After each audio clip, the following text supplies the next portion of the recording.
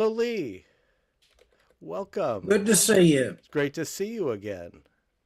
Yes, It's been a while. yes. All right. I am just starting our live streams, and I think we're live now. Let me put our links in here.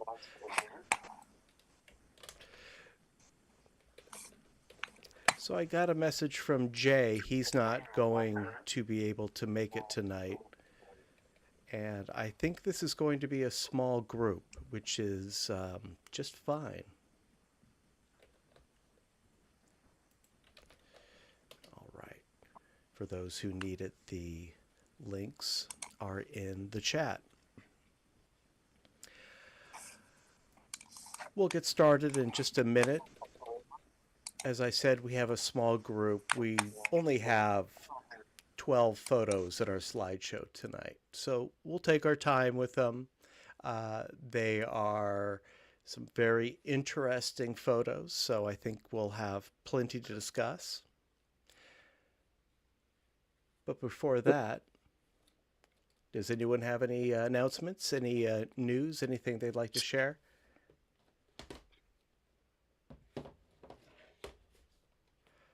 Is it time to pay annual fees or donations or anything? I can't keep up with things. That'll come around in January Okay. 2026. Uh, Okay. yeah, you're good, and we're not going to kick anybody out. We're not going to block anybody's access, anything like that. We're just glad to have you. Thank you. I did want to mention this new 3D release from Kino Lorber, Frankenstein's Bloody Terror. And the 3D is quite interesting. It's unfortunate that this isn't really like technically it's a restoration, but it's based on a faded Ektachrome release print. So the night scenes are pretty much unwatchable. However, I do know that the original negatives do exist in Spain, so maybe someday we'll get a re-release of this title. So that's my review of Frankenstein's Bloody Terror. Let's let's go ahead and get this slideshow set up here. Let me share my screen.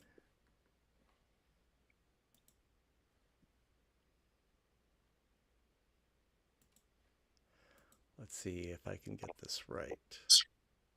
There we go. All right. So if you're following along on Zoom, you should see the full width side by side title slide. And we've got Twitch and YouTube running as well.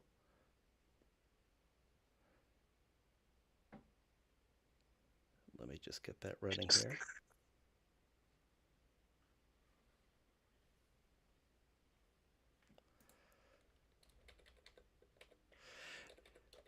Now, since we have a small group tonight, I did not randomize the photos.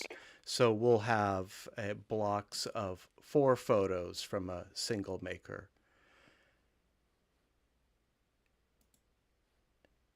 And we'll start off with a set from Oleg. Oleg, are you with us?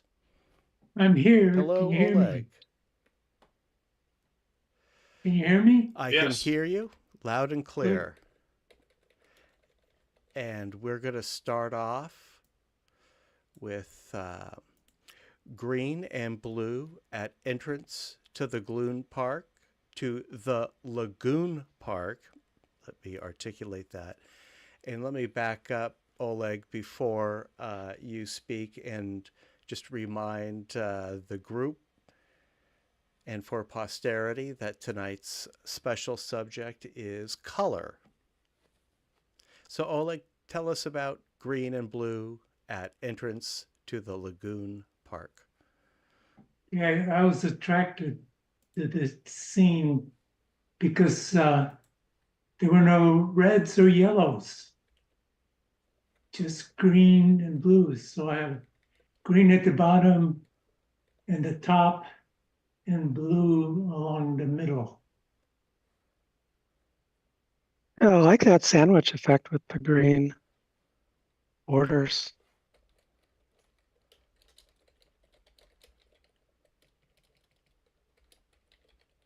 So did you do any color manipulation in this photo, Oleg, or is this Yeah, colors you saw? not the color, but just the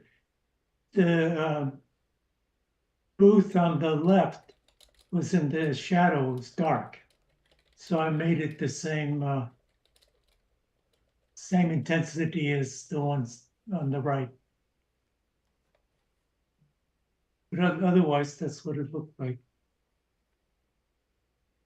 That was taken with the telephoto lens. I was far away across a roadway, and the lady never knew I was taking her picture.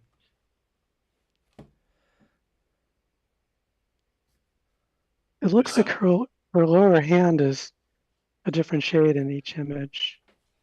Did you Possibly alter her push hand.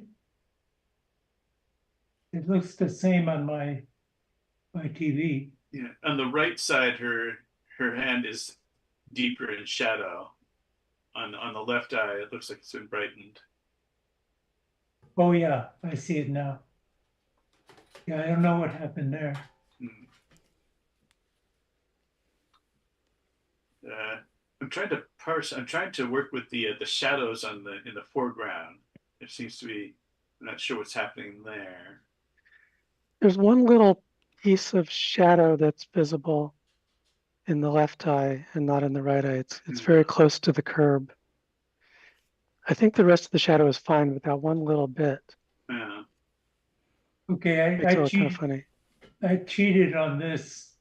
The reason the shadows aren't quite right is that actually the road in the front was going downhill. And I thought it'd be nice if it was parallel to the window. So I moved that up. When I moved it up, it screwed up the shadows a little bit. Well, it's a good idea compositionally.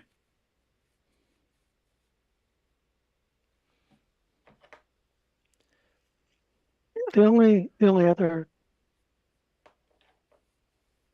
suggestion I'd make is to bring the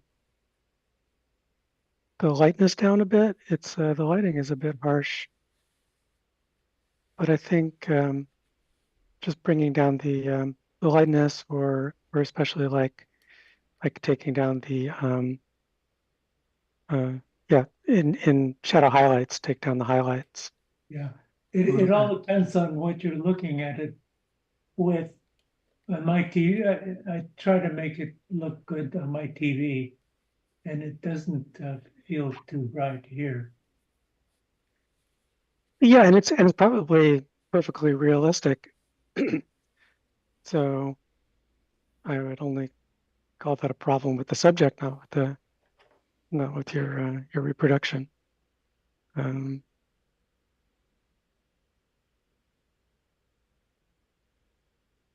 It's pretty minor. It's a good reproduction, and I do like the framing a lot.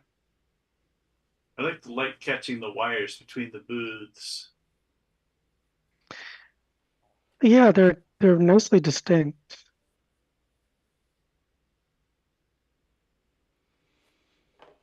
Oh, like this one works very well as an anaglyph if you're interested, that lack of reds. I didn't look at it that way, but yeah, without red, you've got an easy shot. I think our anaglyph stream gets like 2 views, and one of those is me. So not too many people are viewing it as an anaglyph, but in case you were curious.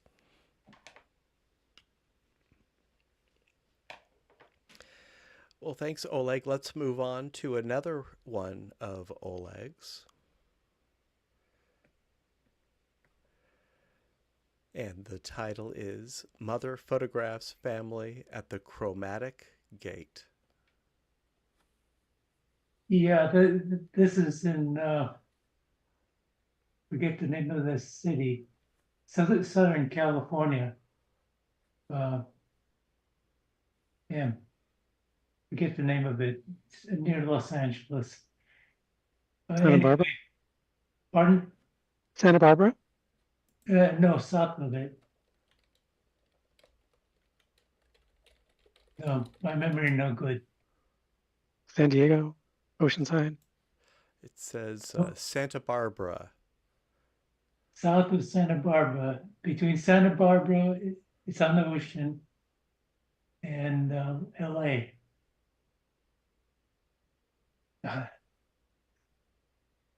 My brother lives there. The county is named after him. Ojai? No. Valencia? Nope.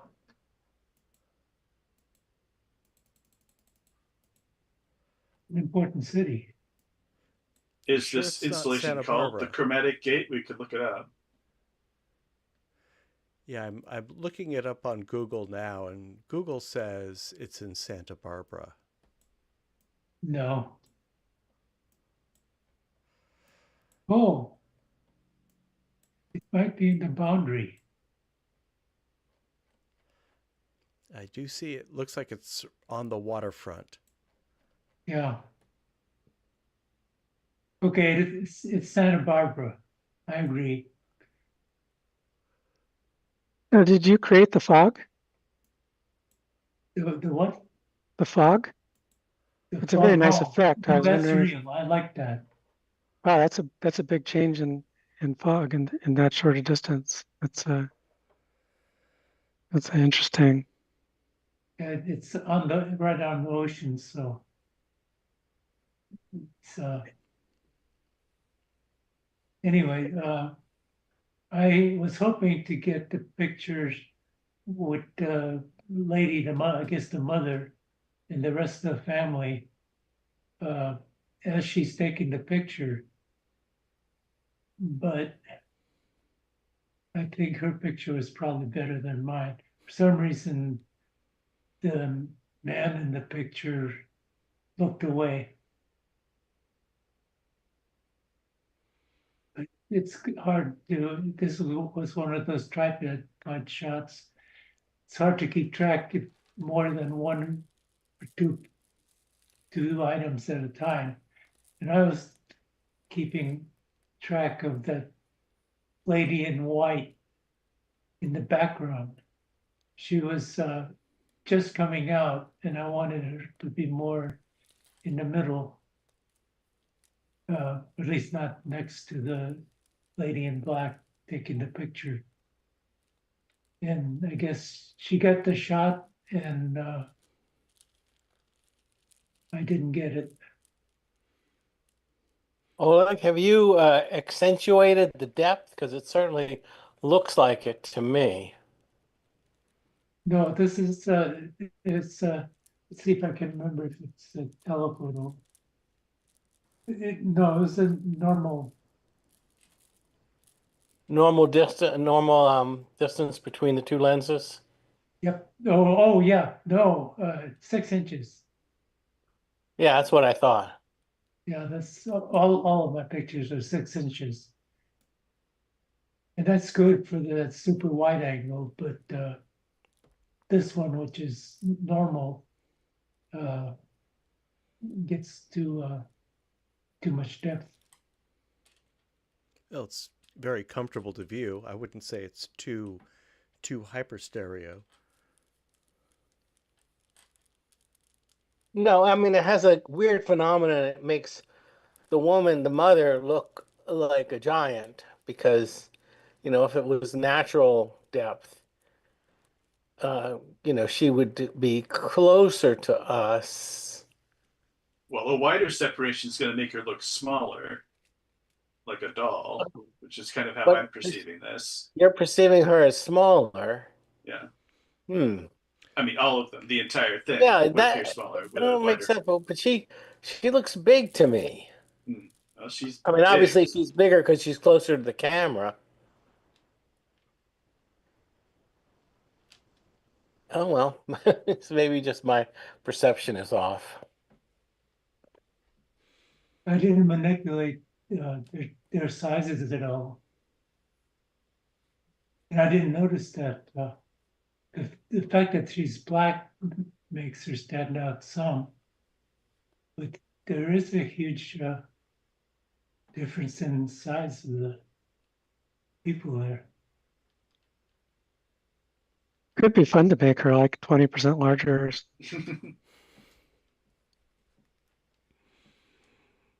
Yeah, but then you'd have to adjust the angle of the smartphone camera. You just move her hand. Move it down. I think that fog was a lucky break, Oleg. I love the ambient light. The lack of dark shadows really works with this chromatic gate.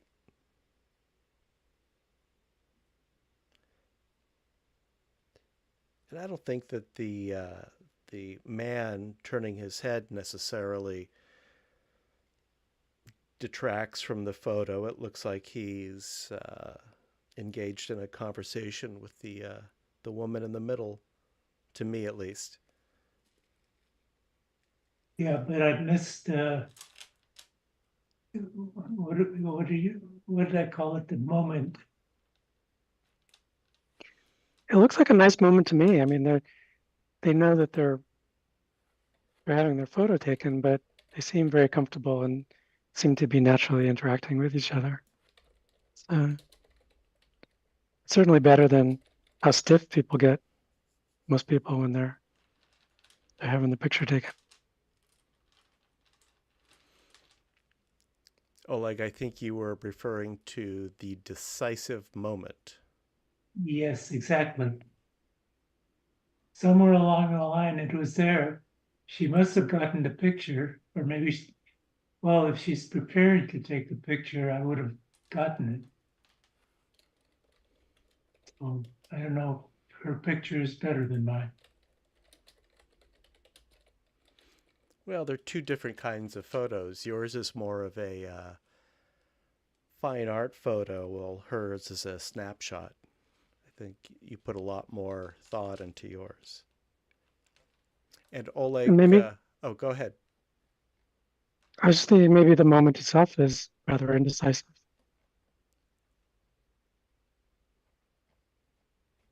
Yeah, I guess fair.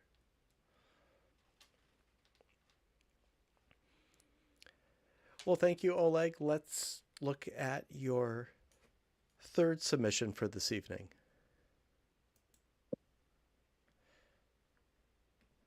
And the title is Red and Yellow at a Lemonade Stand. Yeah, I usually look for red because it's in nature, you don't find it very much. So in this case, there are 3 booths there that have red tops. Oh no, one is white. But what happened was everything then in those booths was red too, red lights. So I had to kill the red in all of the booths.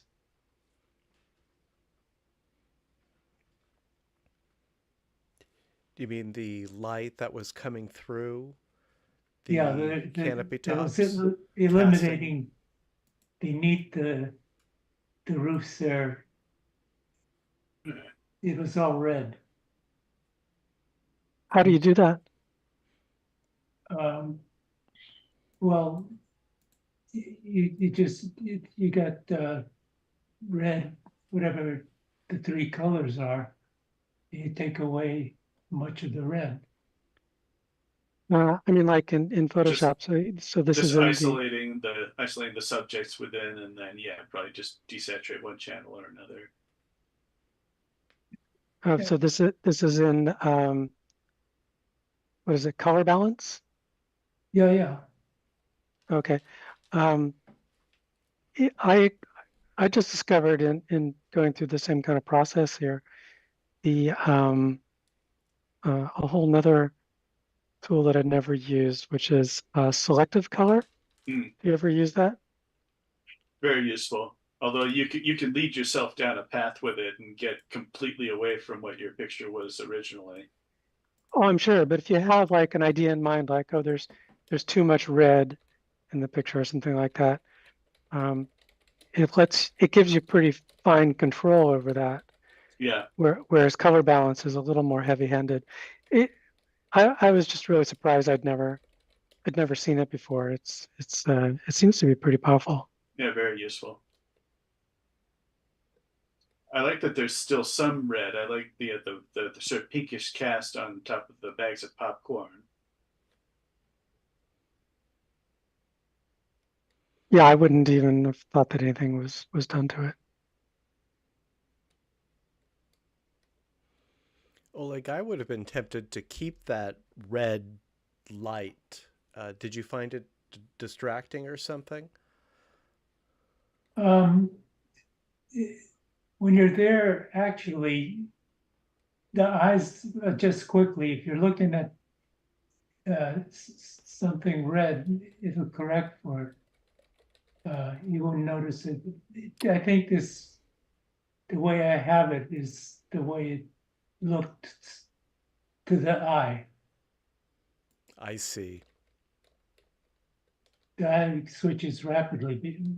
When you're looking at outside, these use a different, and you look inside, it won't look red. It looks right to the camera. Yeah.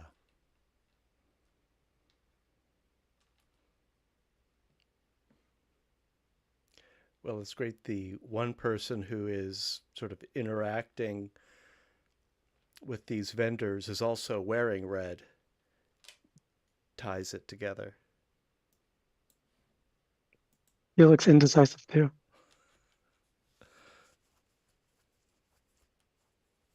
They're going to be there again. It's every month on a Sunday. So this Sunday, I'll go up there again and see if I can get a different look at these booths. Well, you could do that, Oleg, or you could come to Solano Avenue. It'll be a mob scene, but there'll be plenty of Oh, other booths. is that on Sunday? It is, This yes. Sunday, the 14th, Solano yes. Stroll. Oh, yeah. I Keep it in didn't mind. realize that. Yeah, I think I'll go to the East Bay then. I know you photographed Solano Avenue before. Found some really interesting shots. I know Solano so well, and it never occurred to me to capture the compositions that you showed us. I think that was a year ago already. Yeah, I get my car fixed out there. Right.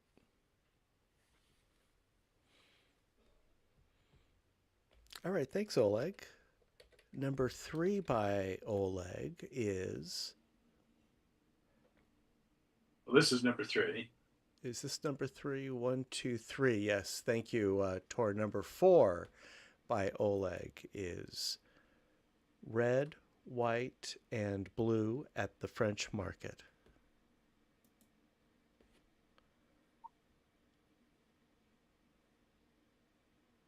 Yeah, what attracted me there was it's very small, but in the center left, there's a mannequin and it attracted me because it was looking right at me. Mm.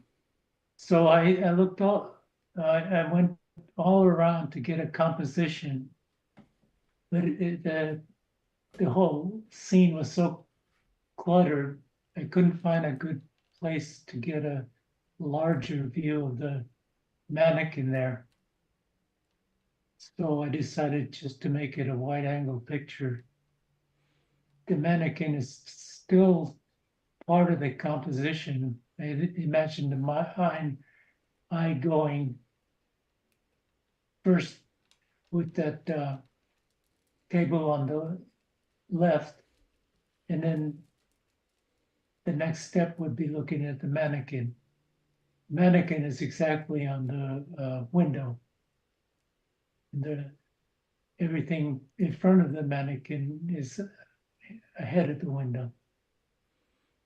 Well, it's definitely the star of the show. And did you place it purposely against the black background?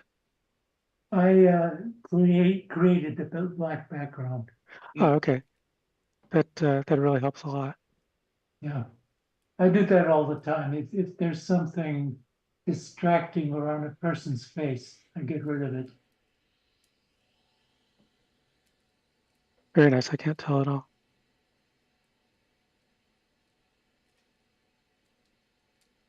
I wonder how it looks on the TV. It's clear where the window is, and Yes, very, because well, you have the cue of the captions, which are also at the window, and they're yeah. right next to the triangle that's sticking out. So it's very well signified. Yeah, So I've used this technique before. Whenever I wanted to bring the middle forward, if it's too far back. You know, it could be fun would be to draw a flat shadow at the window of the extended section Oh, on the gray. yeah, that's easy enough to do. See if you could get it to match the angle of the light in the picture. Yeah, no problem. oh, like the effect, the alignment effect, the window effect works really well on my loom pad, and it works well as an anaglyph also. Yeah, I used it a dozen times. So it's a handy thing to have to be able to do.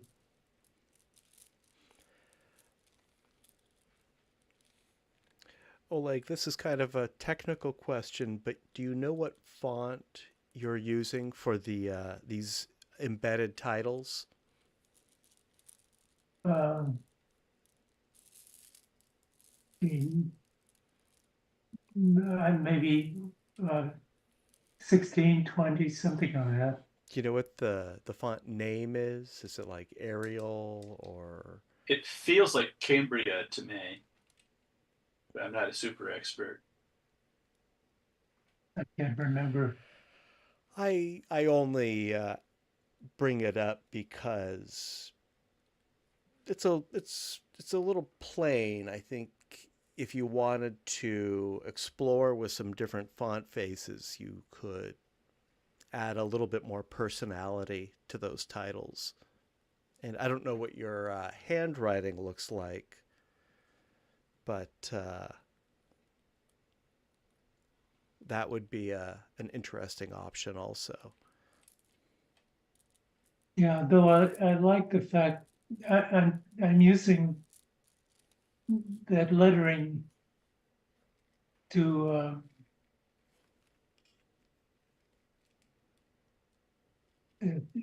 define where the window is, and you start monkeying around with it, you lose that effect. I think Sure. maybe it'll increase it. I don't know. Well, you I'll definitely have try. a strategy for it. It's easy to change. Just a thought. I think the photography speaks for itself.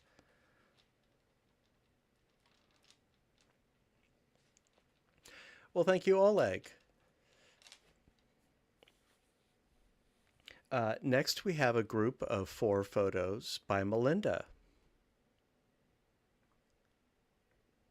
And we'll start with blown call box.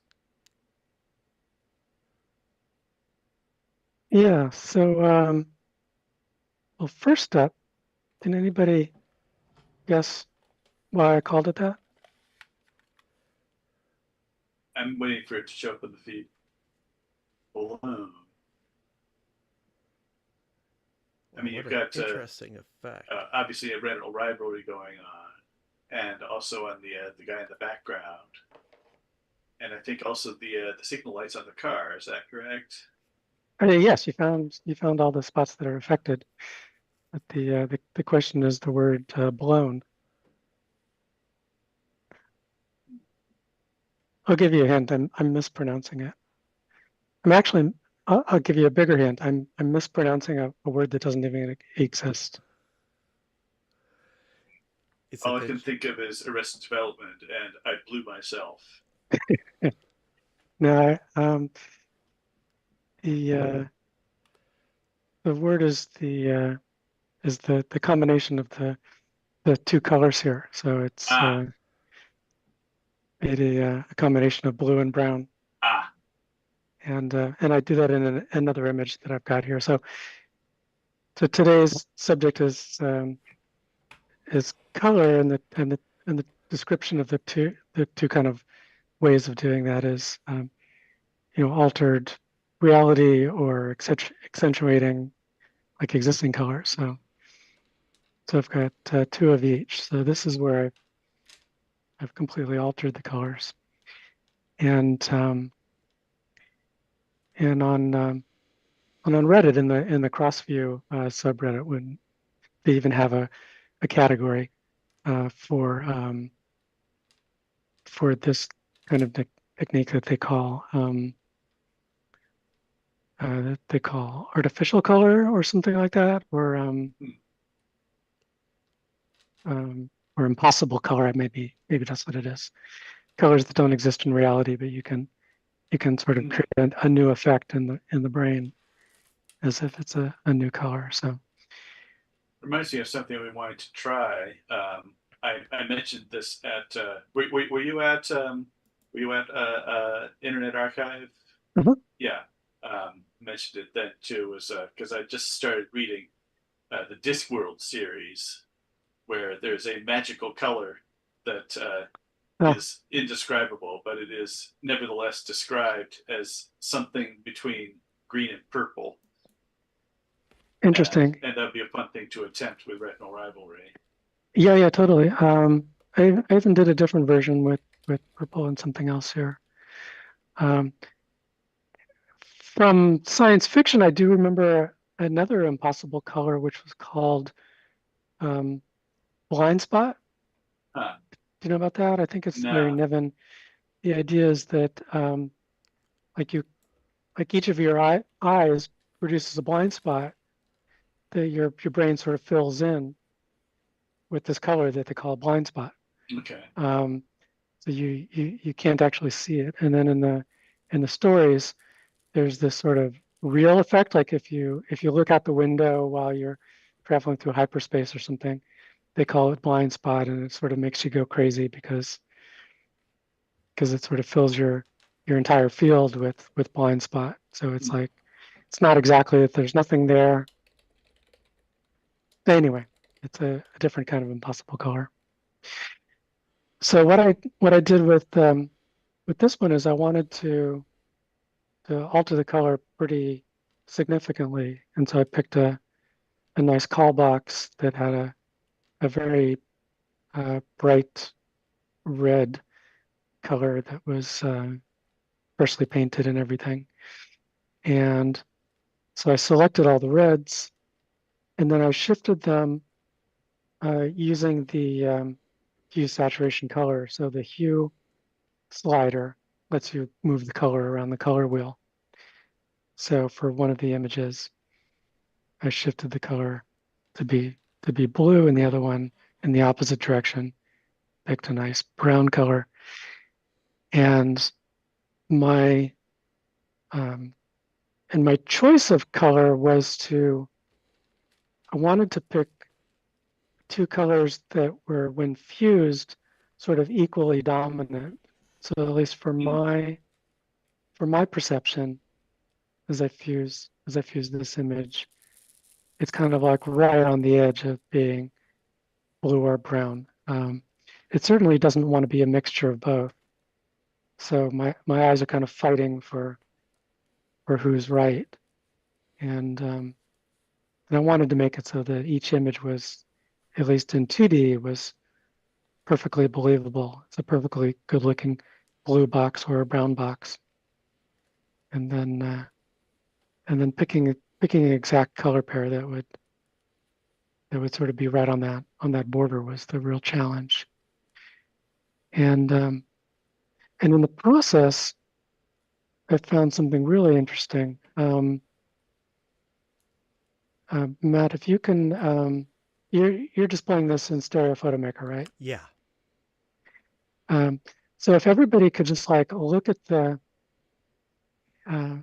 call box, look at like I don't know, the R in fire or something like that, or just just stare at the middle of the call box, and then Matt can give us a countdown, and then switch it to pseudo stereo. Okay. Actually, before switching it, like look at this call box in the middle, decide what color you really think it is. Is it really blue? Is it really brown? Or do you see something else altogether? And just decide in your mind what color you would call it. And then Matt can give us a countdown, and then switch it to pseudo. And then for the first few seconds, I claim that you're going to have a real interesting experience. Okay. And I see where you're going with it. Yeah, let's do this. If you're following along on YouTube or Switch, there'll be a bit of a delay. But if you're watching on the Zoom screen share, it'll be right at my countdown. I'll count down from 3. And then if it's delayed for you, you can just keep watching until it switches. What I expect is that we'll see something of a gray until our eyes readjust. Well, here we go. 3, 2, 1, switch. Hey, I can see it in red. Yeah, that's I'm- really something. I'm legally blind in my left eye. So whatever's in the right eye is what the color is going to be. So you wasted your time, Melinda, for my purposes. Did you actually experience some red or what? Whatever, the left eye is blind. So whatever's in the right eye is the color I see. Oh, okay. So it went from brown to blue for you? Yeah. Oh, From okay. blue to red. Well, there's no red. Neither of them is red. I'm reading the firebox as red. I think just because it's a firebox, but it's less red than the man in the shirt.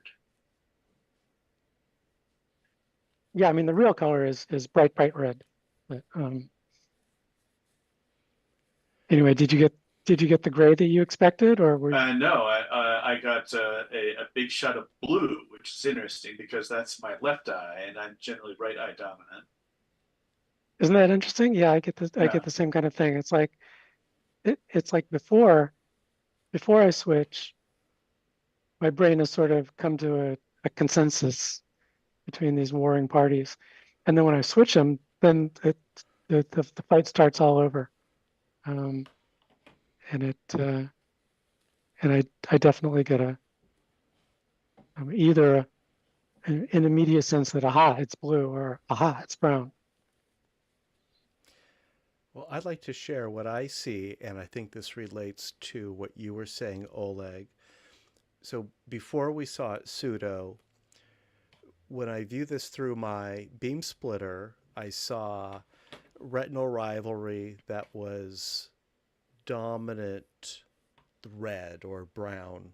The reddish color was dominant, but it was active rivalry. On my loom pad, before it was pseudo, the rivalry was less evident. It was more of a purple colored firebox with kind of a bit of a radiance. And about the same on the Anaglyph stream. When we went pseudo, with the beam splitter for me, still retinal rivalry, but primarily blue. So I wonder if that has something to do with my dominant eye. Does that mean that my left eye is my dominant eye, I wonder? And An easy way to find your dominant eye is to hold your finger over something in the distance and then close one eye and see whether the parallax throws it off or not. oh, interesting. Yeah, I guess my left eye must be my dominant eye. So it's a fascinating experiment. Yeah. It's kind of a total surprise for me. You can switch it back once or twice if you like to, because it all kind of happens in that first second. I will. Let me In switch back and the forth. Yellow Submarine, I think it's in the song "It's All Too Much." They have a moment where there's a rotating cube, and it's actually they even say in the lyrics of the song it's brown, and that sort of clues you that you're looking at a brown thing. And but it's strobing. When I first saw it in the theater, I thought it was strobing red and green, and when I got the laser disc of it, I freeze framed it, and it's like what you're doing. It was brown was one of the strobe colors. It was going green to brown. It was a slightly different shade of brown than what you perceive. But they were alternating at every frame. So instead of alternate eyes, there is a temporal change. I gotta go back and look at that. Thanks. Yeah, Disney did it too. Disney did it in the Pink Elephants on Parade. They strobe colors in the background. It's pretty crazy. I don't think anybody had done it prior to that. That was all the way back in 1941. But yeah, it's more almost like almost exactly what you're doing here. It's very similar choice, except this kind of brown, and it was a green, as I recall. I will go and find that. And speaking of new colors, there is a new color, Olo, Yes. which, Super green. yeah, it's like a super green, super teal, blue green, and I guess it can be seen by stimulating the eye's green cones with a laser. Not something you want to do yourself, but something scientists have done. Wow, what an Stimulate amazing experiment! just the green receptors, not the red or the blue, Right. which never happens in reality. And people report that it's definitely green. It's a very intense green. All right. Thanks, Melinda. Oh, go ahead. No, I was just gonna say I really want to try that experiment. Yeah, don't do it at home, but I would like to witness that too. All right, let's move on to Blue Hour Reds by Melinda. Yeah, this is kind of my attempt at an Oleg homage, because it was the reds in the scene that caught my eye, which I've been used to hearing Oleg being attracted by various red objects, and so in this case it was the car and the roofs and some of the sunset clouds. And this was right after the golden hour, which I was a little sad to have missed, but it was kind of interesting nonetheless in the kind of well into the blue hour. And so I made this cha-cha. And then I'd had it for a while. I wasn't sure what I was going to do with it, but as the special was coming up, I thought that would be a good time to do something with it. And I decided to really kind of accentuate the reds in the scene. I mean, not in a completely unbelievable way like the previous image, but or oversaturate them. But and I think I did use the that Photoshop selective color tool here to manipulate specifically the reds. I can't exactly say what I was going after, but I definitely wanted them to stand out. Very effective. Thank you. Yeah, I love it. I don't know, if you look, how does it, I can't do it myself, but how does it look in black and white? Here. Can we do that? Does Stereo Photo Maker have a black and white tool? I feel like we've done this before. Where is I'm it? just turning down the saturation on my TV. Let me try something here. It's got to have. Oh, there's grayscale. So yeah, it's adjust color adjustment grayscale. Gotta go four levels deep. I feel like the car reads darker in monochrome. I'd be interested to if from your originals if you could find the green in the trees with selective color. Wake them up. Bring them up as well. Yeah. And then I guess I'd have the to. silhouettes in the back they work too. Yeah, in grayscale, the car certainly got very dark.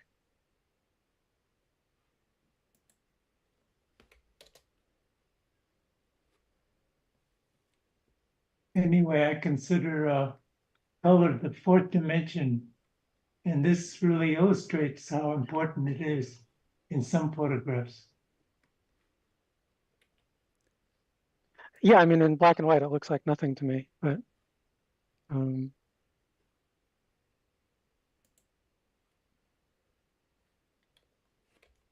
some of these recent model red cars have some amazing paint. I don't know what's changed, but they've gotten much richer and deeper too.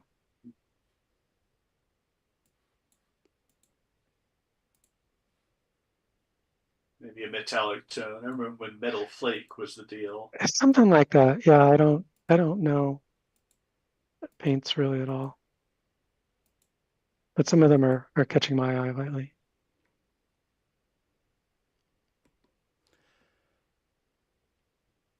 Well, I can't figure out how to get this back to color. Maybe I can just do Control Z. There we go. That worked. The next time there's like a lowrider convention or something, we should get out there because that's where you can find the really amazing paint jobs. Mm. Especially in the bright sun.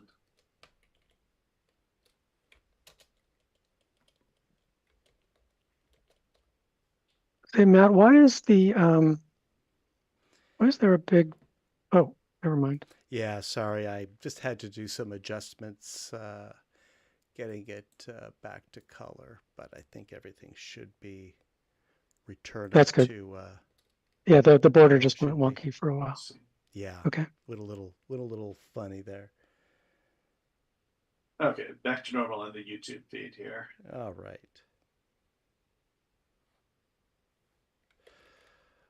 All right, I Melinda. can't Oh, remember words, but there's a word in physics when you have two objects that are intertwined.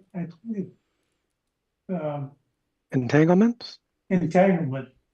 The red in this picture entangles with the red, other reds in the pictures. You mean the different objects that are red, or what? No, they're of one. They're sort of one thing. You can imagine. All of the reds? Yeah, That you could, because the red values are close enough to each other, they read as a single composition. Just if you can just look at the red in the picture if you want to. I think that's what Oleg's going to. yeah. Got it. That makes sense. Thank you. Yeah, that's kind of what I was originally saying. That's why this works in color and not so much in black and white. yeah, I think it loses something special in black and white. It really needs the reds to make it more than a composition of architecture.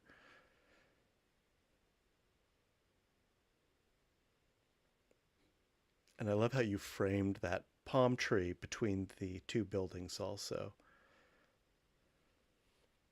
Yeah, there wasn't like a really great or perfect composition, so this was kind of the best I could do.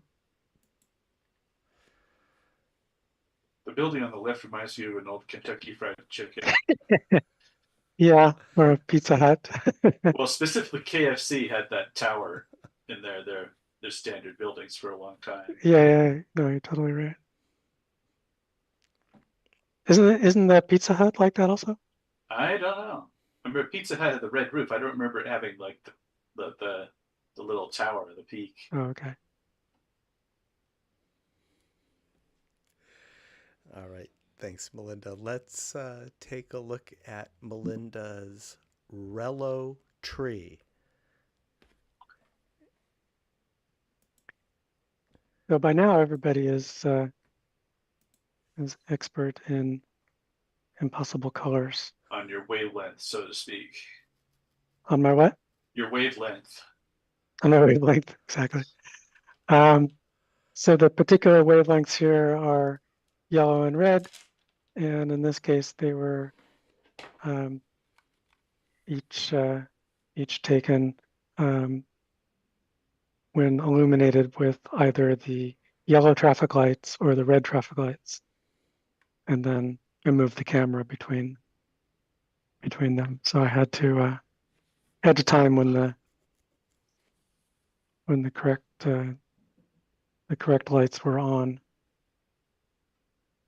to get a stereogram in two different colors. And I tried with different combinations of red, blue, and green, or excuse me, red, green, and yellow. And I liked the yellow red the best. Go ahead, Tor. This one's trickier for me because the red in the left eye is darker than the yellow, and it's more than that. It's the fact that the lights are set at different heights. So they're different pictures, and by enough that it really matters. It just takes me a while to solidify the leaves. But the person does not move. So well, I cloned them over. Okay. So they were in one picture and not the other. So this is sunlight at different times? No, this is Or- night. I mean, this is Oh, okay. this is almost as dark as it gets. I mean, there's a little light left in the sky, but you wouldn't notice it in person. Okay. Um, So this is light cast from the traffic lights? Is that what you were talking about? this is almost entirely from the traffic lights. Okay. Yes. Okay. So the traffic lights are pretty close to the tree, just out of the frame on the right. Got Well, it. what's illuminating the woman in the person in the scene? The traffic lights. So, how come she's not blurred? Blurred? Oh, Is she you mean standing still? different colors? I mean, she kind of No, I is. mean, normally if something's lit by not a bright light, and I assume she's not really that close to the traffic light, then it wouldn't be that bright, would it? You're talking about exposure? I'm Exposure talking time? about exposure. Could, Normally, maybe there's a street light back there. yeah, if it's a It could, street light, I mean, normally a street light she would cast a shadow. Maybe there's a little bit of a shadow. it does look like there's a shadow going to the left, but Yeah. yeah, she might be lit by a street lamp. Oh, there is a street lamp you can see between the branches of the yellow tree. It's not in the right tree. So, so you haven't manipulated the color in this? No, I don't think I did anything specifically to the colors that I don't do to pretty much every image. The one on the left looks so red. I thought you had done done your mailbox. I mean, your firebox routine on this. No, And no, that's just what the red stoplight did. so, how long is your exposure? I don't know. Maybe 60th of a second or something. Oh, okay. It's a very Did you light-sensitive add the camera. moon? Did I do what, the moon? Did you add the moon? It's well No, no. placed. No, the moon is exactly how it was. Everything is how it was. I just cloned the person from one side to the other, and then did my normal filters and stuff. But I didn't alter one side or the other in any way.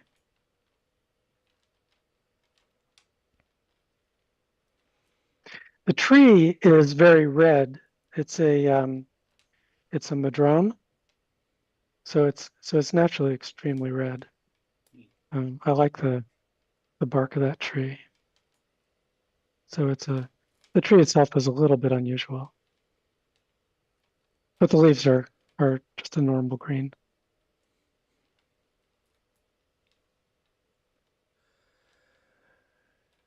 Yeah, wow. Thanks, Melinda.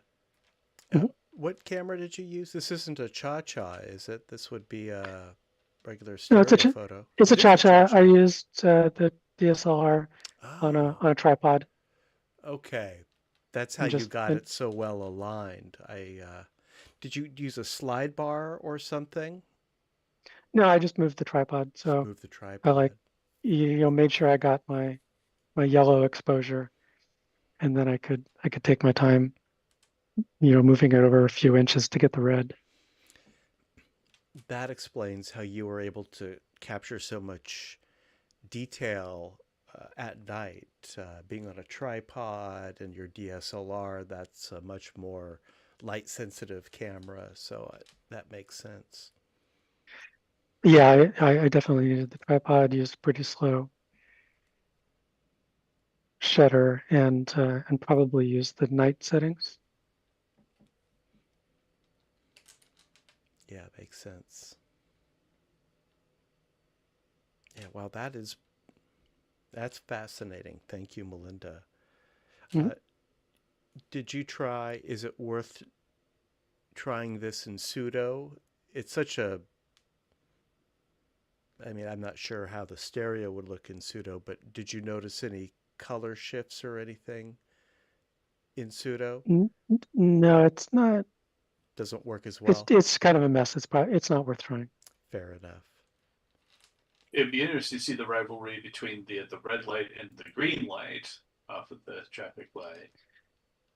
Yeah, Closer to grayscale. I tried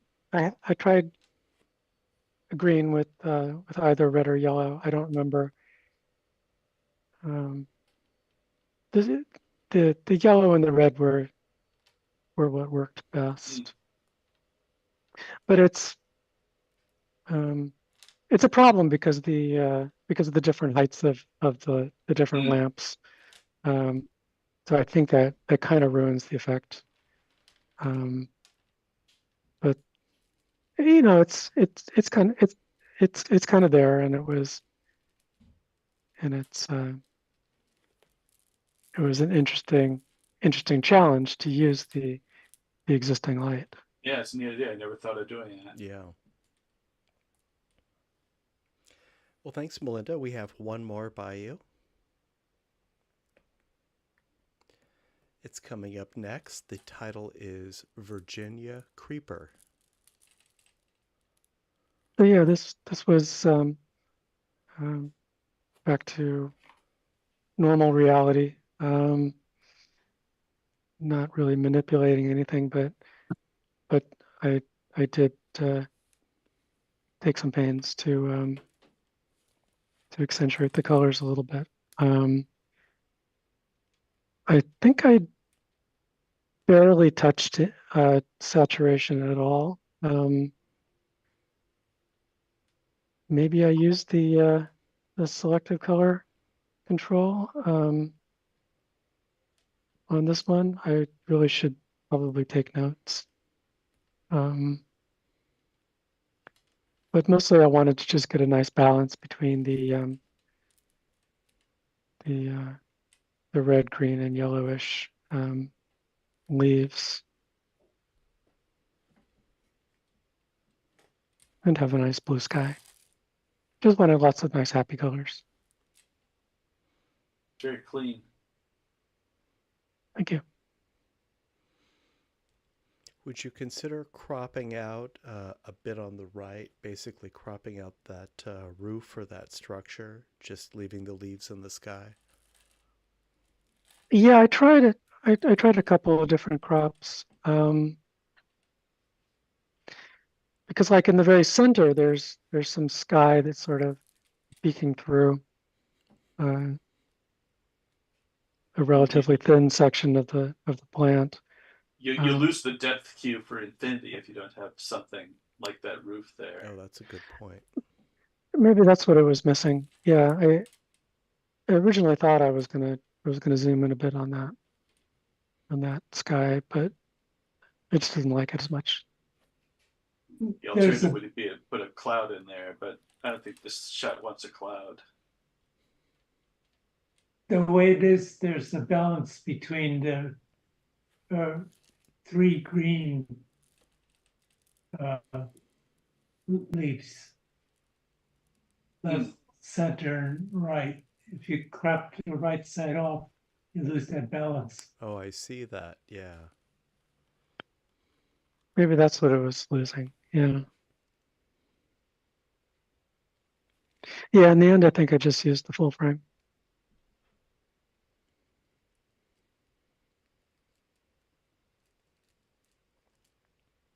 Or maybe I just got it centered on that patch of sky.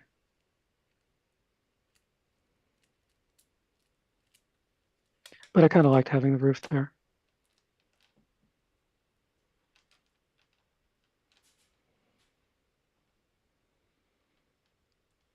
All right. Well, thank you, Melinda. Mhm. And now we have a group by Steve.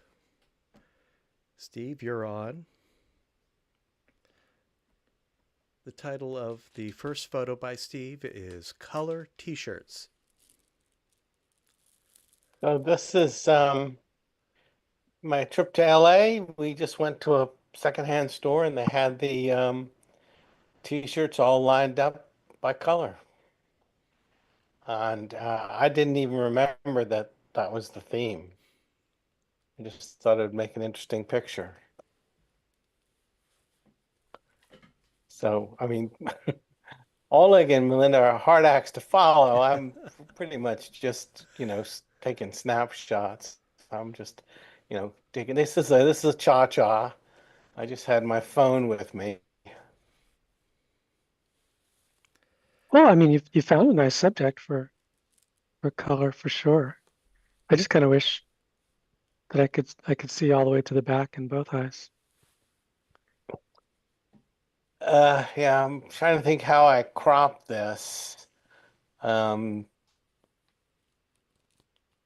I always do, I take, several different angles. But, I'm pretty sure there was a lot of confusing information in the background. So I sort of cropped it in the way that looked the best to me. Well, you Yeah, got all the bright colors for sure. Um, yeah.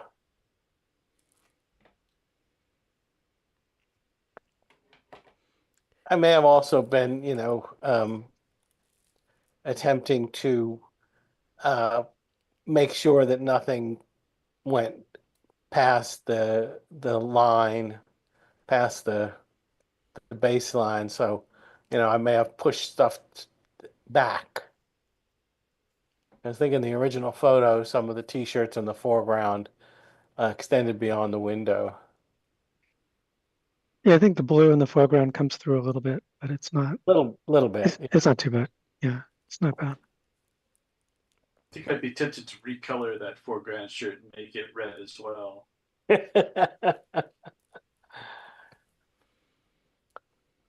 Yeah, well, now seeing what you guys have been doing, I'm going to be emboldened to try more things. I usually don't change my pictures too much. What you could have Try done, that Steve, selective colors thing. That's really amazing to me. Yeah, I know that Affinity does have that. I've never used it, so I'll have to try it out. or you could go back, Steve, and just reorder those T-shirts. Move that blue one to the back. Go then. back to the shop. Probably easier just to change the color using that selective Yeah, color tool. it's always an interesting point. You can get away with that kind of thing when you're shooting a picture if you're really thinking about it. Sometimes I'll look at the picture and go, why didn't I just move that thing just out of the way? I could have moved it 2 inches and it would have been solved all my problems. You just don't think about stuff like that. At least I don't. Steve, I see your Walt Disney background. Is it backwards or is it correct? It's correct. It It's reads correct. correct. Oh, because for me it's backwards. But I think that's just because, we're used to seeing our own faces as mirror images, so Zoom tries to accommodate us. Yeah, well, that's the classic 3D cartoon melody, which is too bad there's no way that I know to see it. There are 3D prints out there. I've seen them. Oh yeah, I've seen them, and I know people that have 3D prints of it, but I'm not allowed to say any more than that. Yeah. If I was post-processing this picture, I would have changed the tint of the blue one to match the blue at the upper left. So those will be intertwined. I'm not sure I know what you're saying. The blue on the upper left is brighter than the blue at the lower right. I would have made both tints the same. So the colors kind of wrap all the way around. Well, back to the front. they'll be balanced diagonally between upper left and lower right. I see. Again, it's because of the color that you get that kind of balance. Yeah, I mean, in this case, I would really tend to want to document it because this is the way the shirts actually were. They lined them up by color. I don't know that I've seen that, but if I were to change some, then I could say, well, I could just get a bunch of white T-shirts and color them any way I want. So that's seems like it takes all the adventure out of it. I'd probably spend half an hour just arranging all those shirts. Yeah. You'd Well, actually physically move them I'd around. go and fix them. Yeah, I would make it correct to my eye, and then get thrown out, of course. well, Steve, you mentioned that kind of blindness that we experience when we're making a photo and then see later when we're editing the photo something in the frame that we should have moved or we should have repositioned ourselves. I experience that also. I get fixated on maybe the overall composition or maybe the subject or something, and other things that are in the frame are invisible to me because I'm not paying attention. Yeah, well, there's a classic thing that I first saw at the Exploratorium, which is the gorilla and the basketball players. Sure.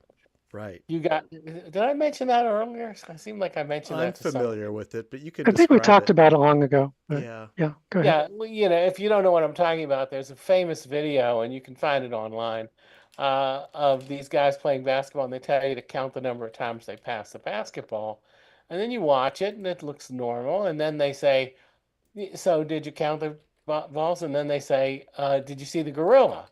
And you go, gorilla? Are you crazy? Of course there's no gorilla. I would have seen a gorilla. And then they show the video again, and there's a gorilla comes in, beats his chest, and then walks off. And they say, well, you say to yourself, well, that's a different video. I would have seen that. And then you realize, no, it's the exact same video. It's one video. And you get fixated on one thing, and you do not see lots of other stuff. It's an amazing phenomenon. But yeah, Matt, you're absolutely right. You sort of say, "Oh, this is what I want," and you miss so many other things. There's a whole world going on you're not aware of. Well, that's the advantage of using a tripod. You got more time to look around before you take the picture. Well, I guess I think it's more, in this case, I was with other people and they had their agenda and they didn't want to wait around while I was, finding the perfect angles. So, move on. well, Oleg, I think you demonstrated what you just said in your red, white, and blue at the French market with that mannequin, where you clearly were able to see the entire scene and arrange a composition without any distracting elements. And you didn't even move that mannequin head, did you? You just moved yourself. Exactly, yeah. Yeah. And So, I had to be there for about 10 minutes or so before I came upon the composition that I did. I looked at that mannequin so many different ways that it never looked right. I have a collapsible tripod I carry with me, but in this instance, we were just going out to eat and we were taking a walk afterwards and we walked into the shop, so I didn't have the tripod with me. I mean, that's the nice thing about the phones is you just keep them in your pocket, so you always have a means of recording something. Another way that I often do it will be just to go back and reshoot an image if I can, like the fire escape image I showed last time. I tried 3 or 4 different Yeah. Well, times I do before I that figured out what I needed. when I'm in my neighborhood, but this is in Los Angeles. Yep. well, Just Burbank. different It's ways in of figuring out Burbank. what the image wants to be. Yeah. if anyone's interested, I posted a link to a select attention test video. It's the basketballs and gorillas video that Steve was describing. It's not in 3D. but still relevant and quite fascinating. Next up from Steve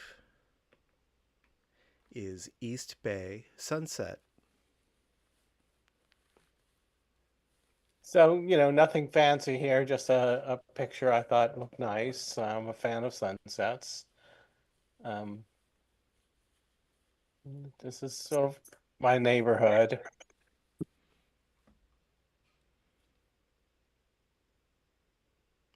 Yeah, those That's lovely. branches make all the difference in stereo. Yeah, the silhouetted trees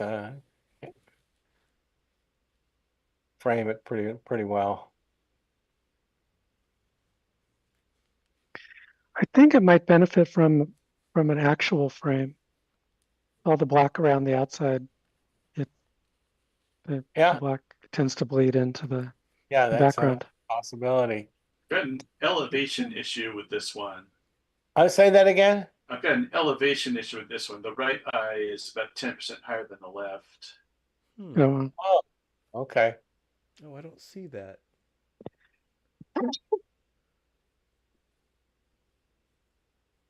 It's It's obvious in the side by side. Yeah, if you look at the lights at the bottom of the frame, the horizon. Let me try an auto align. yeah, it definitely changes things. And you got a lot of Yes. the branches are kind of through the window.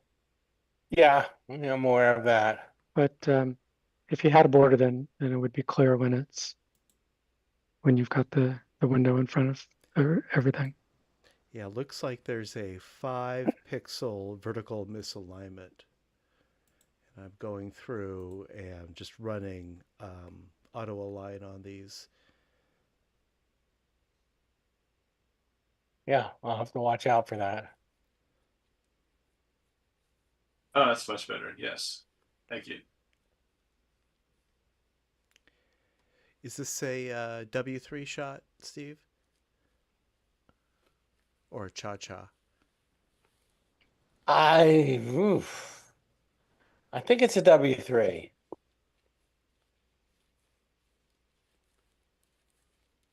I do have trouble with these kinds of images with cha-chas just because lately there's been wind all that anytime I try to take pictures of trees, leaves, they just don't stand still.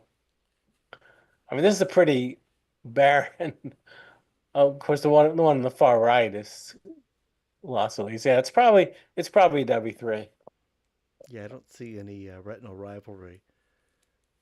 I mean, there's wind motion, then there's wind motion. I found that you can have a surprising amount of wind motion in trees, and it just comes out fine. I mean, the branches end up sticking out at different angles than it was in reality, but there's sort of no way to know which way a branch is supposed to be going. So I guess I'm just saying if you're in doubt, just take the image anyway. It sometimes just works.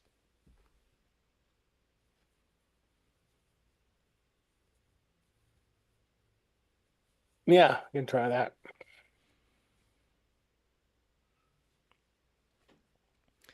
Well, that's lovely. Thank you, Steve.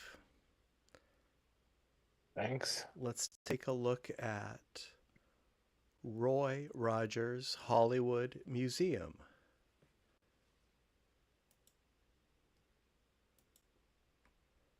A lot of color here. This will be popping up any moment.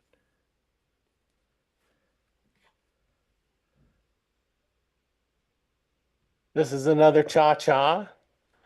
And this is I'm back at the Hollywood Museum, which I had some pictures from last week. And yeah, just a lot a lot of stuff.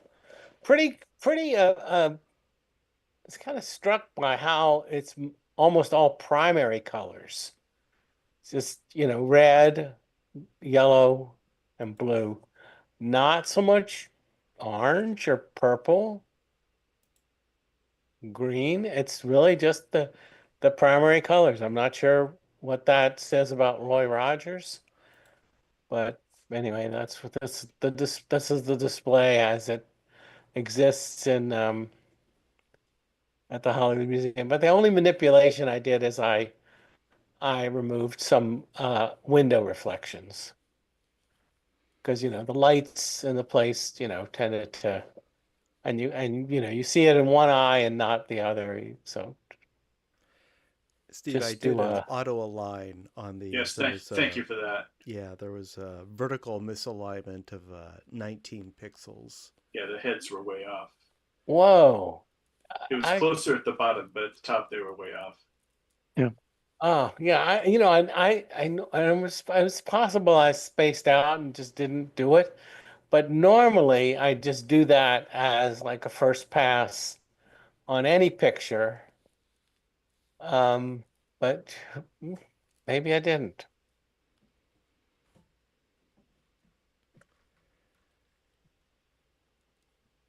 How did you eliminate the reflections? Is this behind glass? Yeah, it's behind glass. I use the in painting tool. I think it has a different name in Photoshop, but we basically looks at the image, figures out what should be there based on what's around it. Does a decent job. Sometimes you have to help it. You can clone or um, most of the reflections were in small, like a little speck of light or a little circle of light about the size of the back of the hand, one of those little dummy hands. So,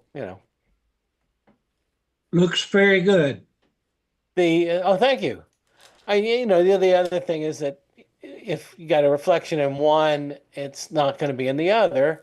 So you use the information from the eye that has a reflection in a different place, and you kind of play one against the other, or one helping the other, just like we did with the Russell pictures. Mm-hmm. Photoshop has a new AI-based reflection removal tool, an automatic tool in their camera raw filter, which I just tried for the first time last night. It works okay. Doesn't work so great with stereo pairs. This looks, yeah, like Lee was saying, this looks great. It didn't even occur to me that this was behind glass. Yeah, I think in this case, I was pretty careful when I took the original picture to try to minimize. Um, but yeah, I think there are no cases where you can avoid yeah, I mean, they have to put this stuff behind glass. There's a lot of rare stuff. If you have a polarizing filter, a rotating polarizing filter, you may be able to cut down reflection in the moment, but it's Yeah, cumbersome. that is a really good idea.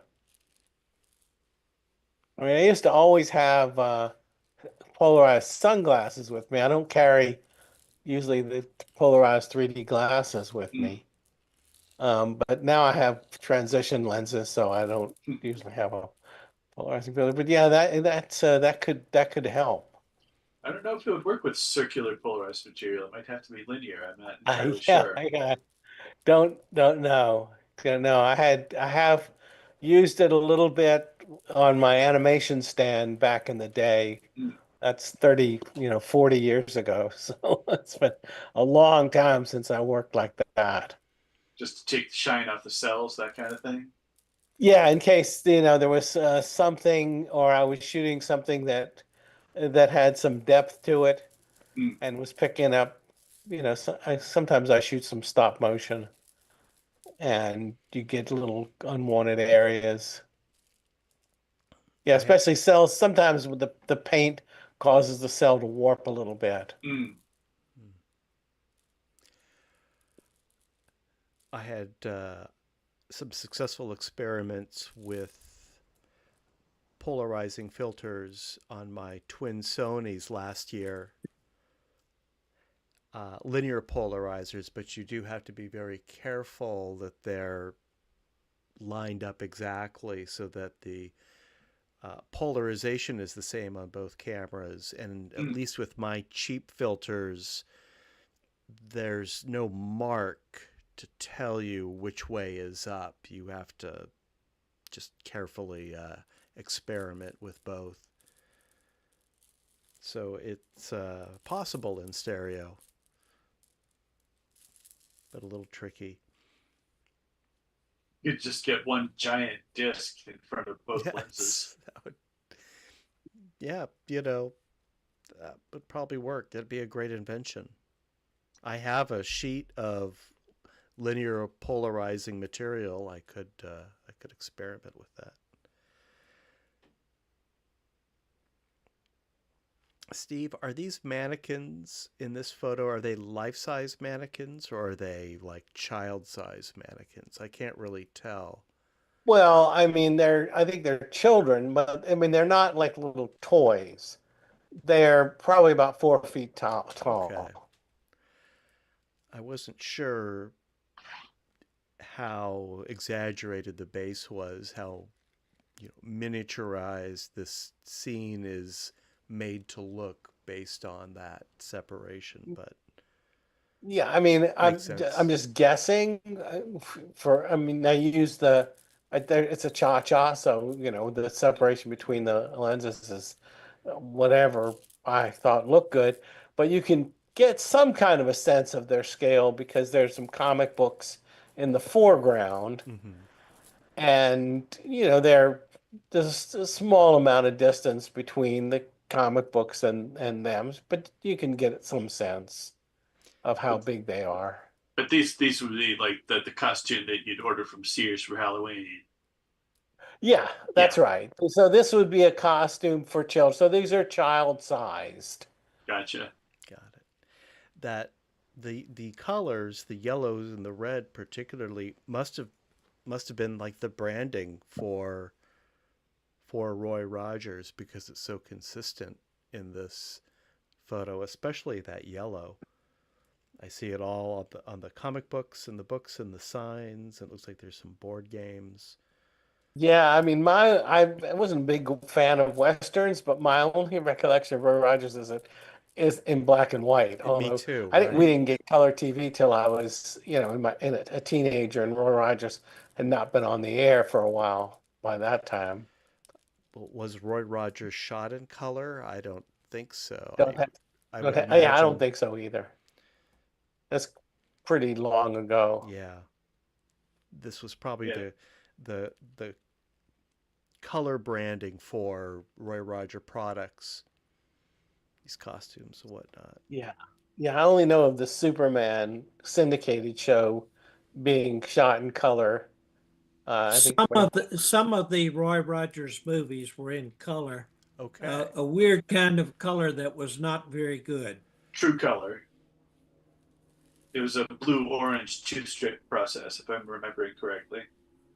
uh, well, Roy Rogers is in the Paleface with Bob Hope, and the color's great in that one. Um, or maybe it's Son of Paleface. It's Son of Son of Pale. Paleface, yeah. They're both Technicolor, but yeah, Yeah, Roy's in the second one. looks great. You know, Paleface was on Turner Classic Movies just the other night. Yeah, they're both good. That's Bob Hope in his prime.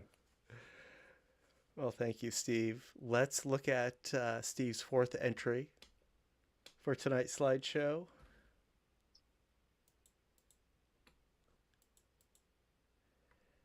And the title is Why a Duck? Speaking of great comedians on Yes. TV, I think probably some of you know who this is. This is the duck. Of course, why a duck is from, you know, a routine that Groucho did with Chico, talking about a viaduct. But because of that, Groucho used a duck doll in his TV show, You Bet Your Life. Now, this is an actual duck used on TV for Groucho, but not for that TV series. This was for a TV special from the 60s. His series, he was on radio, and then he had a series in the 50s. But it seemed appropriate that it's in color because the show was always shown in black and white. And there's black and white photos, not of his show, but of other things relating to the Marx Brothers. This is a Marx Brothers exhibit at the Hollywood Museum. And I did, actually, in this case, I did similar to what Melinda did, except it's not retinal rivalry. I changed the color of the background. The blue, it was not blue, it was a kind of an orangish color. So it really it didn't stand out at all. It was a yellowish orange, so it was like halfway between the beak and the body. So everything was kind of this, slightly orangish yellow color, and it just didn't like it, so I made it blue. Good choice, because yeah, it's good 3D and good to have the duck standing out like that. Yeah, thanks. Yeah, I thought it actually looked like it had more depth. It doesn't really, but it was my perception that the blue made it stand out more than the orangish. Well, the blue definitely goes to the background and the, what's it called? Color key? Oh, chroma depth. Chroma key? Chroma depth. Chroma depth. Thanks. Yeah. So that's What are you talking about? chroma depth. Yeah, so the eye naturally sees some colors as closer or farther Oh, away. right. Yeah, reds tend to advance and the cooler colors tend to recede. Yeah. So that's the choice here helps the 3D effect. Yeah, Now, that probably is a psychological thing. yeah. Now, did you say that this was or was not actually used in their competitions? According to the little label there, this was used for a Groucho TV special and not for his quiz series. Okay. But as long as it was used with Groucho, I figure it's the real thing. I mean, it looks like my recollection, but I hadn't seen that in such a long time. The weirdest thing is I kept thinking it was a Mandela effect. I kept thinking that he had a cigar. And I Googled, and every illustration of the duck has a cigar, and every photo has no cigar. I bet you the TV show was sponsored by a cigarette company. That's the sort of stuff they would do. Right, because Groucho, if there's anything, I mean, maybe the eyebrows, but the cigar was always there. Yeah. No, in stories about why Rod Serling left Playhouse 90 to make Twilight Zone, it was stories like that where he'd have to change a line of dialogue from "got a match" to "got a light" because the sponsor was Ronson Lighters. So I wouldn't be surprised. I've heard much worse stories than. Oh yeah, no, that's a simple one. Painting out the Chrysler Building because the sponsor's Ford. That's a good one. Exactly. Well, a good thing we don't try revising history anymore. No, it's all behind us. That's right. It was double plus ungood. Well, I love the typography on that sign. Oleg, it wouldn't be appropriate for the titles of your photos, but very distinctive. You're talking about the word laugh? Laugh. Just yes. the lettering is very nice. Well, that would be a good opportunity for Comic Sans. Too sloppy. No, I prefer this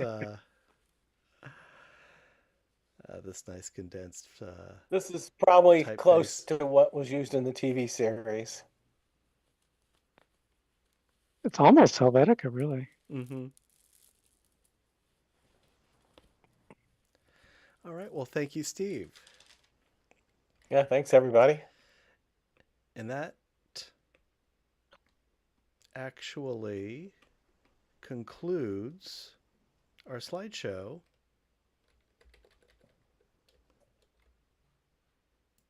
And there we go. So that concludes our slideshow. However, we're not done yet. Just having a little problem here. Okay. Let's do our poll. If you're able to participate, we've got a website. We've got a QR code. Oh, my screen sharing is paused. Hang on. Okay. That should be working now. We have a limited number of slides, but I kept the poll at 3 selections per participant. I will go through the slideshow again. I will spend just a few moments on each slide, and I'll state the title and the maker to refresh our memory. And then we'll spend a minute or two making our selections.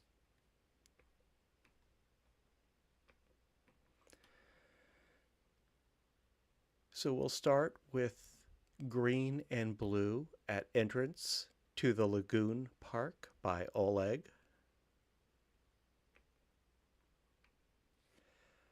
Mother photographs family at the Chromatic Gate by Oleg.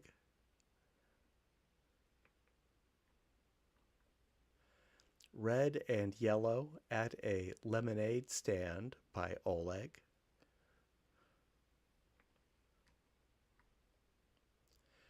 Red, white, and blue at the French Market by Oleg.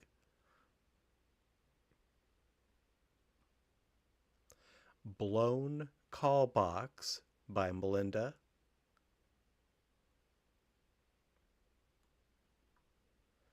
Blue Hour Reds by Melinda.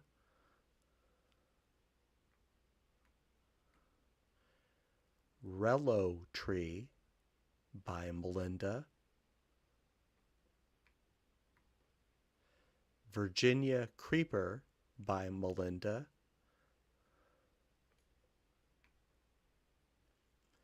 Color T-shirts by Steve. East Bay Sunset by Steve. Roy Rogers Hollywood Museum by Steve. And Why a Duck by Steve. All right, let's make our selections. Give ourselves a minute or two.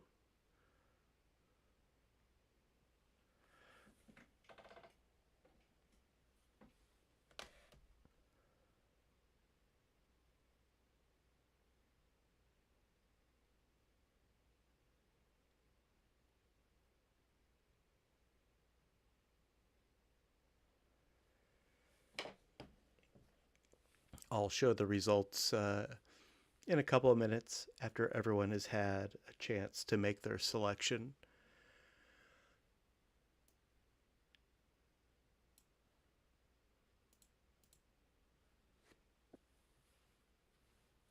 While we're making our selections, I'll remind everyone that our next meeting is our first October meeting, Tuesday, October 7th. And the following week on Tuesday, October 14th, will be our special division, and we have a creative special in October.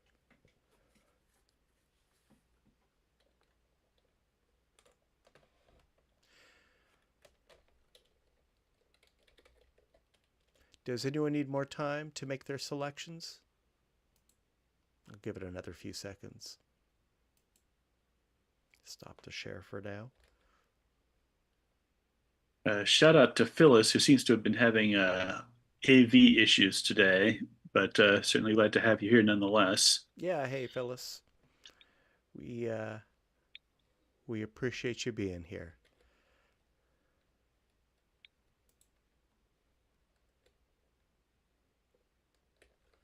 All right. I think we've all made our selections. Let me share my screen.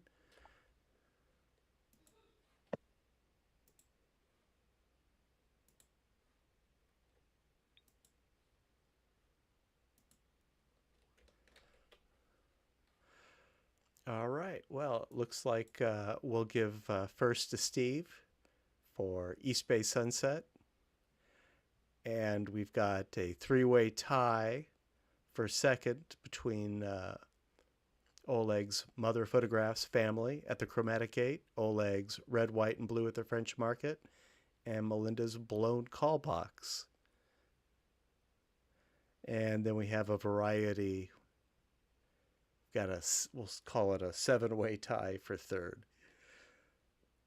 Not particularly scientific, but I think that having so many votes with so few voters at least elevates one or two titles here.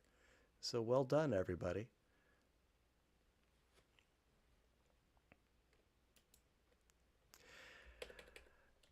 The last thing that I have on my agenda is just another reminder that Sunday is the Solano Stroll.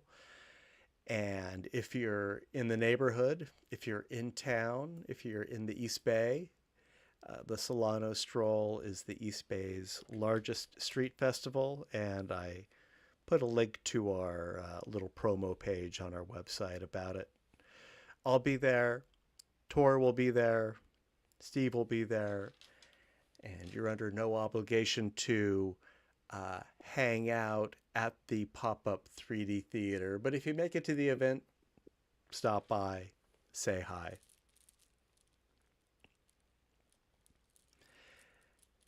And that's all I have on the agenda for tonight. Does anyone have anything to share? I've got a couple 3D movies that I picked up from Turbine, the German company. The Puss in Boots: Last Wish. Heard good things about that. Yeah, it actually holds up in 3D or not. You know, on these German Turbine titles, there's an English version on the other side of the logo. Yeah, that one has very bold design. That's quite very much worth seeing. Yeah, I still haven't seen the first one. Oh, I can lend that one to you. I have it. I just haven't Oh. watched it. And in my case, Fast and Furious 10 put me right to sleep. I can't tell you anything about it. I don't know if anyone has seen 1 through 9. I think I've seen 6 and 7, and that might be all. Or no, I've seen 5 and 6. I asked a colleague of mine who watches these Fast and Furious films, and he explained to me that his theory, I guess in the first one, the protagonist played by... Paul Walker. No, the other one. Vin Diesel. Vin Diesel, yes. I guess he collides with a tree or something in his car. So the theory is that Fast and Furious 2 through 10 are like coma hallucinations by the protagonist after that accident. Matt, it's all about family. It is about family, and Fast and Furious 10, they somehow... And blunt head trauma. Yes. Yes. They just Yeah. seem to say that phrase in every movie. Oh, it's Somewhere there. along the Yeah, way. it's absolutely a science at this point. I think I've seen maybe 5 of them. There's usually one fantastic action sequence, and then the rest of it's just boring. Well, if you're going to do the dying brain trope, you have to at least make sure that nothing else happens on camera that wouldn't have been seen or imagined by the dying brain. Yeah, but even movies that actively do that violated. Like Somewhere in Time has scenes that take place completely outside of Christopher Reeve's perspective. Was it a dying brain in that case? Yeah, yeah, at the end, yeah. I don't remember that at all. Spoiler. It was one of my favorite movies, but I Yeah. haven't seen it in at I least guess 20 it years. can be it can be interpreted variously, but it does seem to be his journey, his travel, his self hypnosis, and then there's a whole scene where Christopher Plummer is plotting against him, and nobody else is there. All right, I'm gonna go rewatch that real soon. It's a good rewatch. I love the movie so much, but I will be a little disappointed if that's really really what it was. I didn't have that sense at all. Huh. I was fooled. Jane Seymour was lovely. Indeed. All right. Well, thanks everyone for turning out. I don't have a problem with wrapping up a few minutes early tonight, unless anyone has any discussion items. If we don't see you on Sunday, hope to see you in October on Zoom. And we'll have a full report of whatever the chaos was that will be the Solano Stroll. We've done this before. I think our experience with the Maker Faire in 2023 will prepare us for the onslaught of thousands of people dropping by for a few moments. All right. Well, with that, All right. good night, everyone. And I'll see you next month or sooner. Okay. Thanks all. Goodbye. Bye. Good night. Night.